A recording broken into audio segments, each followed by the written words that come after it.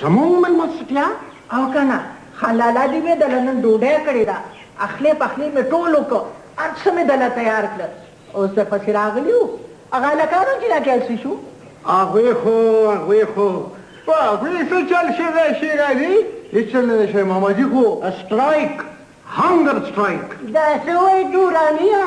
څه په ژبه پوهېږې د دې ژبه پرېږده خو دې جلال خان سره ژبه کړې ده د څه ژبه نن لنچ دی د هغه سره زمونږ د هغه ډوډۍ تیاره ده اوس یې ورپسې دوه استازي راولېږه هغه به ورپسې استازي رالېږلي او موږ ورپسې دا دی پخپله راغلي ماماجي ما ولا ټایم ورکړی دی کمیټمنټ مې ورسره کړي کمیټمنټ او د باټې به وایه که معلوم دي نه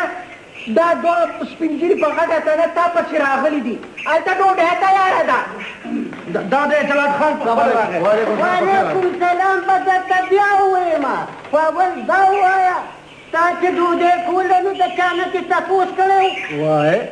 دې سره مې کچه پخاره مخکې نه کړې وه ټیک ده دا دواړه پکې څوک دي چې دې پوسوک مشران هم شته که نه دوی پوهې که خاطره